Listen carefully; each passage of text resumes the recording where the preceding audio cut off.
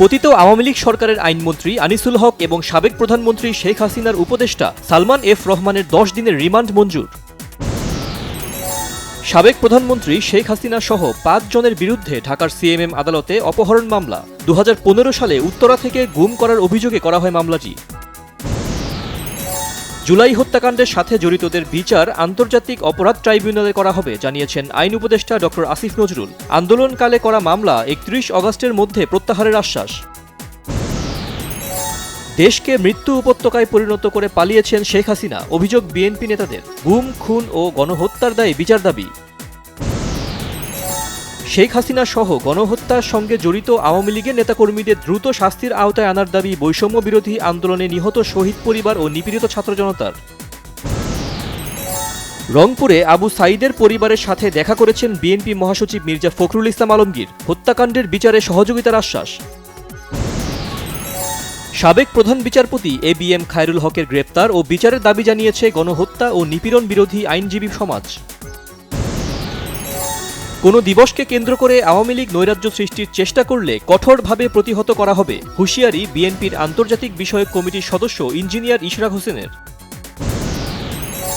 ছাত্রলীগ, যুবলীগ সহ আওয়ামী লীগের রাজনীতি নিষিদ্ধ, এর নাম পরিবর্তন, প্রশাসনের প্রয়োজনীয় পরিবর্তনের দাবি গণ অধিকার পরিষদের। পররাষ্ট্র উপদেষ্টা তৌহিদ হোসেন বলেছেন, দিল্লিতে বসে শেখ হাসিনা যেসব মন্তব্য করছেন তা বাংলাদেশ ভারত সম্পর্কে নেতিবাচক প্রভাব ফেলবে। মুক্তিযোদ্ধাদের তালিকা সংস্কার করা হবে জানালেন অন্তর্বর্তীকালীন সরকারের মুক্তিযুদ্ধ বিষয়ক মন্ত্রণালয়ের উপদেষ্টা বীর মুক্তিযোদ্ধা ফারুকী আজম।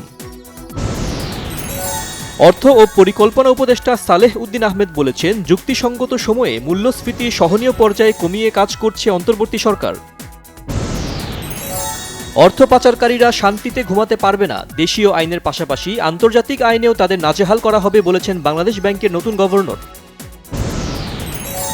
সংস্কারের নামে ঘষা মাজা না করে নতুন বাংলাদেশ গড়তে নতুন করে সংবিধান লেখার আহ্বান জানিয়েছেন বিশিষ্টজনেরা। এফবিসিসিআই সহ দেশের চেম্বারগুলোতে নগ্ন রাজনীতিকরণ ও চাটুকারীদের জন্য ব্যবসায়ীরা এখন প্রশ্নের মুখে। দল পরিবর্তনের সাথে চেহারা বদলানো ঠিক নয়। বাজারে অভিযান পরিচালনা করছে জাতীয় ভোক্তা অধিকার সংরক্ষণ অধিদপ্তর। অনিয়ম নিয়ে কথা বলেন ব্যবসায়ীদের সাথে, আশ্বাস দেন সিন্ডিকেট ভাঙার। কোটা সংস্কার ও ছাত্র জনতার আন্দোলনের জেরে প্রায় 1 মাস বন্ধ থাকার পর দেশের বিভিন্ন জেলায় খুলেছে প্রাথমিক বিদ্যালয়, খুশি শিক্ষার্থীরা। হাসপাতালের ভেতরে চিকিৎসককে ধর্ষণ ও হত্যার ঘটনায় বিক্ষোভে উত্তাল ভারত। বেগতিক পরিস্থিতিতে তদন্তভার কেন্দ্রীয় তদন্ত সংস্থার হাতে। সাফ অনূর্ধ্ব 20 ফুটবলে শিরোপায় চোখ বাংলাদেশের। 27 সদস্যের প্রাথমিক দল ঘোষণা করেছে বাংলাদেশ ফুটবল ফেডারেশন বাফুফে। পাকিস্তানের বিপক্ষে টেস্ট সিরিজকে সামনে রেখে লাহোরে প্রস্তুতি শুরু করেছে বাংলাদেশ ক্রিকেট দল। কানাডা থেকে এসে যুক্ত হয়েছেন সাকিব আল হাসান।